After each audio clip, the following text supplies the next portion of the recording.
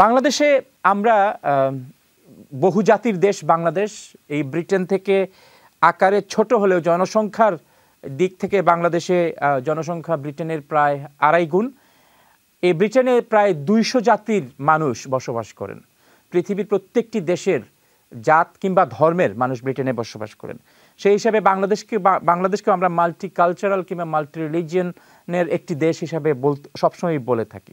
কিন্তু আমরা সবসময় দেখি যে আদিবাসীদেরকে নিয়ে কখনো আদিবাসী, কখনো ক্ষুদ্র নৃগোষ্ঠী বা অন্যান্য বিভিন্ন নামে তাদেরকে সম্বোধন করা হয়। আপনারা আসলে কারা? আপনারা বাংলাদেশি, বাঙালি, আদিবাসী নাকি ক্ষুদ্র নৃগোষ্ঠী? অনেক ধন্যবাদ। আপনারা প্রথমেই শুরু করি আপনার কথার প্রেক্ষিতে। আপনি বলেছেন যে বাংলাদেশ একটা বহু জাতির দেশ, কিন্তু আমি যদি আমাদের বর্তমান সংবিধান উল্লেখ করি, বর্তমান সংবিধানে কিন্তু কোনো উল্লেখ নাই যে বাংলাদেশ একটা বহু জাতির দেশ, বহু ভাষার দেশ, বহু সংস্কৃতির দেশ। আপনি যদি যান তাহলে বাংলাদেশের সকল নাগরিককে বাঙালি বলিয়া বিবেচিত হইবেন, এরকম সংবিধানে উল্লেখ আছে। তার মানে বাংলাদেশ যে বহু জাতির, বহু সংস্কৃতির, বহু ভাষার একটা বৈচিত্র্যপূর্ণ দেশ, এটা কিন্তু সাংবিধানিকভাবে স্বীকার করা হয় নাই। যদিও আমরা বাংলাদেশের জনগণ অনেকেই আমরা মনে করি বাংলাদেশ একটা বৈচিত্র্যপূর্ণ দেশ। জাতি বৈচিত্র্য, সংস্কৃতির বৈচিত্র্য, ভাষার বৈচিত্র্য এখানে আমরা দেখতে পাই। যার কারণে কিন্তু যখনই আমরা আমাদের জাতিগত পরিচয় নির্ধারণ করতে চাই, ডেফিনেটলি আমি একজন চাকমা হিসাবে কেউ যদি আমার জাতিগত পরিচয় বাঙালি উল্লেখ করে, আমি এটা মানতে পারি না বা আমি মেনে নিতে পারি না। সেই জন্য আর আমরা যাতে কালেকটিভলি আমরা বাংলাদেশের বাঙালি ভিন্ন অন্য যে সকল জাতি আছি, আমরা নিজেদেরকে কালেকটিভলি আমরা যারা আদিবাসী হিসেবে বলে থাকি। তো এটা একটা বৈশিষ্ট্য আছে আমাদের, একটা আদিবাসী আর আদিবাসিন্দা, এটা আমরা এটা মিলিয়ে ফেলি। কিন্তু আদিবাসীটা কিন্তু আদিবাসিন্দা অর্থে না। আমরা যদি এটা সাংস্কৃতিক বৈশিষ্ট্যের দিক থেকে আমরা এটাকে নিজেদেরকে মনে করে থাকি।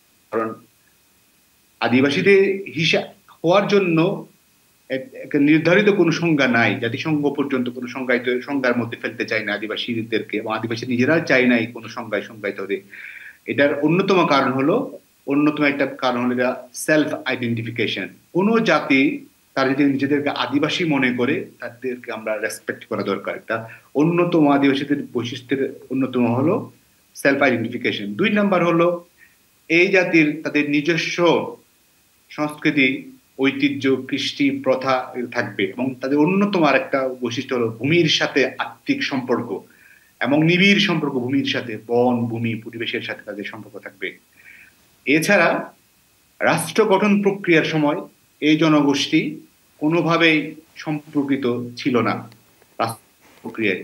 সেই হিসাবে আমরা যদি হিসেব করি, বাংলাদেশ গঠিত হওয়ার পর 1971 সালে জাতীয় যুদ্ধ, যদিও আমরা যুদ্ধে অংশগ্রহণ করেছি, বহু আদিবাসী জীবন দিয়েছে, অনেক খেতাবপ্রাপ্ত মুক্তিযুদ্ধ আদিবাসীদের পক্ষ থেকে আছে, কিন্তু আমরা যদি হিসাব করি সংবিধান প্রণয়নের সময় রাষ্ট্র কিভাবে চলবে, রাষ্ট্রের মূলনীতি কি হবে, রাষ্ট্রের শাসন ব্যবস্থা, বিচার ব্যবস্থা কি হবে, এই মৌলিক বিষয়গুলোর নীতি নির্ধারণের ক্ষেত্রে আদিবাসীদের অংশগ্রহণ ছিল না বললেই চলে। কারণ সেই সময় আমাদের ওই গণপরিষদের একমাত্র প্রতিনিধি ছিলেন মানবেন্দ্র নারায়ণ লারমা, এবং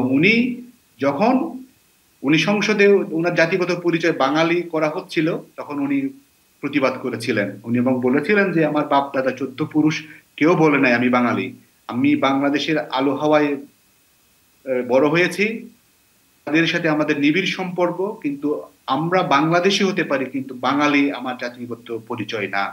কিন্তু তখনকার সময় উনি চেয়েছিলেন উনার জাতিগত স্বীকৃতির, বাঙালি ভিন্ন অন্য জাতিদের স্বীকৃতি উনি সংবিধানে চেয়েছিলেন, এবং উনি সেজন্য গণপরিষদের বিতর্কে এই বিষয়গুলো নিয়ে এসেছিলেন। কিন্তু তৎকালীন সময়ে প্রবল বাঙালি জাত্যাভিমানী আওয়ামী লীগ নেতৃত্ব উনার এই দাবিগুলোকে তখন গ্রাহ্য করেনি, যার কারণে কিন্তু এই 53 বছর পরেও আমরা এখনো ওই সমস্যার মধ্যে ঘুরপাক খাচ্ছি।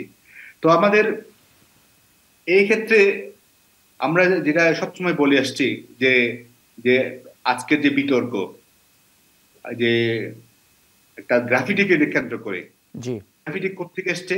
আমি জুলাই আসছি, আমি বিপ্লবের। গ্রাফিতিতে আসবো, গ্রাফিতির বিষয়টাতে আসবো, কিন্তু আমার প্রশ্নের যেটি ছিল আমি এখনো কিন্তু সেই প্রশ্ন পাইনি।